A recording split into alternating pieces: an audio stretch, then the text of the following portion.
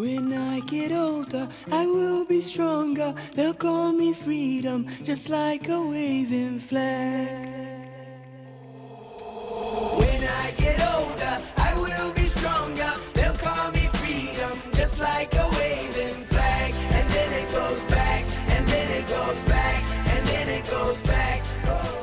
Thanks for inviting me to participate in the ReThink organization and your efforts to really inform the people of the United States, as well as in our global community, the importance of getting to the bottom of what happened on that fateful date of September 11th, 2001. There are lots of people who literally stopped what they were doing and became full-time researchers on this because they were traumatized by what they saw, and they said, I've got to get to the bottom of it. And the government's explanation did not provide closure. A lot of people tend to believe the pronouncements of their government, and they tend to believe the presentation of what is framed as news by their regular news outlets. But the message that I have for the global community is that the United States has long used media outlets. The United States government has long used media outlets for its own purposes, and those media allowed themselves to be used. Now, of course, we have a court ruling inside the U.S. court systems that said that U.S. media outlets did not have a responsibility to tell the truth. That meant that U.S. courts have said that it is okay for media outlets to knowingly lie to the people who rely on them for information. This is a critical point. People must understand that if they hear it from CNN and if they hear it from Fox, they might as well be listening to the Pentagon. When I get older, I will be strong. On Building 7, what I would say is that's a clue. This is a building that fell just moments ago. It had been burning for hours. There's Building 7, 47 stories down to the ground. And I turned in time to see what looked like a skyscraper implosion. It looked like it had been done by a demolition crew. The whole thing just collapsing down on itself. For the third time today, it's reminiscent of those pictures we've all seen too much on television before, when a building was deliberately destroyed by well-placed dynamite to knock it down. It was almost as if it were a planned implosion.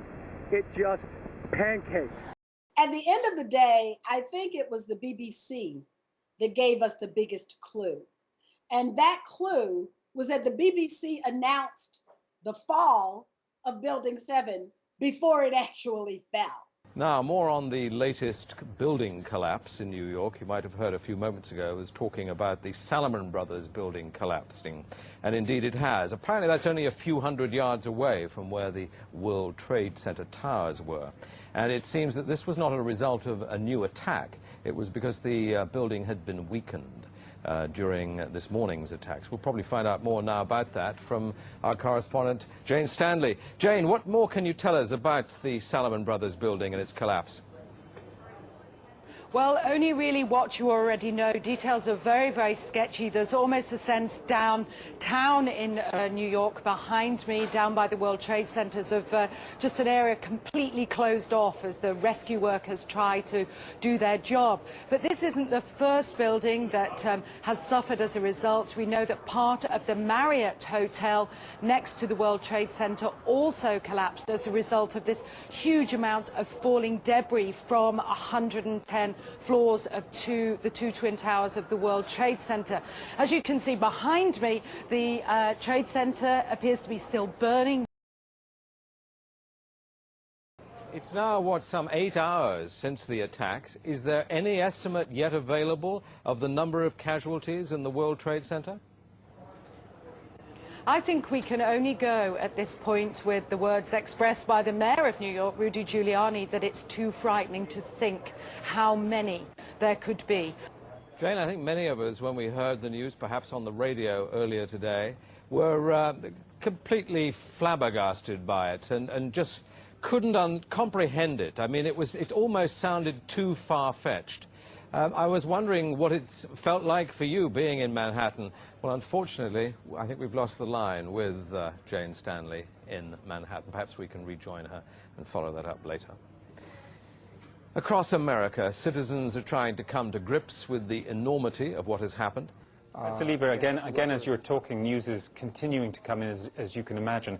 We're now being told that yet another enormous building in New York has collapsed. It is the 47-story Salomon Brothers building, which was situated very close to the World Trade Center, right there in this financial capital.